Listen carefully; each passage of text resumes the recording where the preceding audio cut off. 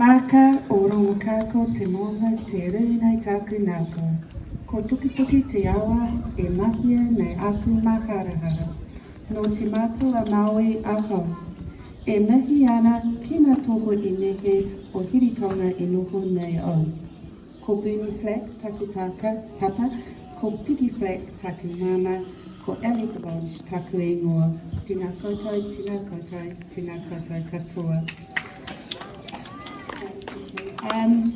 So Dad's been mentioned a lot already, and a lot of what I've prepared has already been said, so bear with.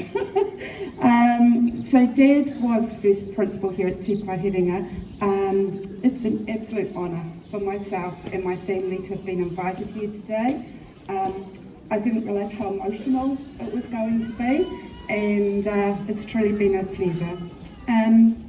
Dad sadly passed away in 2008, and Peggy, my mum, as mentioned, was one of our inaugural staff members here, and she's just given me a few stories about the first few days of Peterhead, so I'm going to share those with you.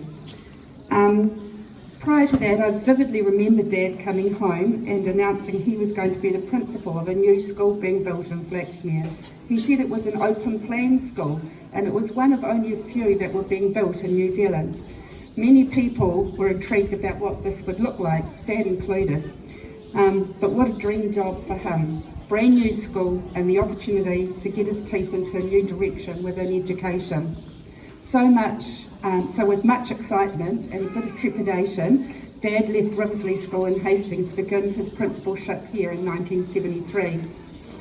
However, the first students who were ready to commence their learning in the new school had to start in St Clair's Church in Bristol Crescent, as the school was not yet completed.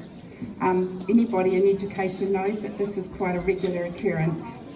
There was an interesting time with just starting with a few and building to 50 or so students in up to year 4. 3 teachers, Dad, Mum, started off their time together in one space in the mix. Part of that was also the staff room, which was a table at the end of the hall. I always think that this setup was way ahead of its time, as we now call this type of learning a modern learning environment, and yet this was happening 50 years ago. Just to add to all the fun, that summer there was a wave of earthquakes. One particular day, Hawke's Bay experienced a cluster of quakes, and consequently several evacuations took place. Mum can remember the children and staff having to exit the church building and go out onto the pavement several times, in and out, much like those people in the weather clocks. Once moved to the new school, some 6 weeks later, they arrived to a 1 block and an admin area. And Mum was saying that Monday mornings became very interesting, with a time of influx of students arriving each week as families moved to their new homes in the ever-increasing growing Flaxmere. No one knew quite what their classes were going to look like from week to week. As the role increased, so did the staff, and the challenge of learning how to work together in a new style of teaching, sharing the space effectively, and a continuous change of mix of children arriving. It must also be noted that the school was also a construction ground for 2 years, and there was lots of complications with this. The children had to learn how to play on very dry grass and lots of stones. Very challenging, but the staff at that time got on super well, and they had a lot of fun. Some people who became mentors in education themselves worked with Dad during this time. Bev Blake, Heather Wilkie, Cherry Sholem, Rod Spriggins, Kate Holden, just to name a few.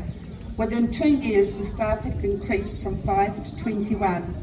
As I met some of these people during my own career in teaching, they often mentioned Dad and his whistling.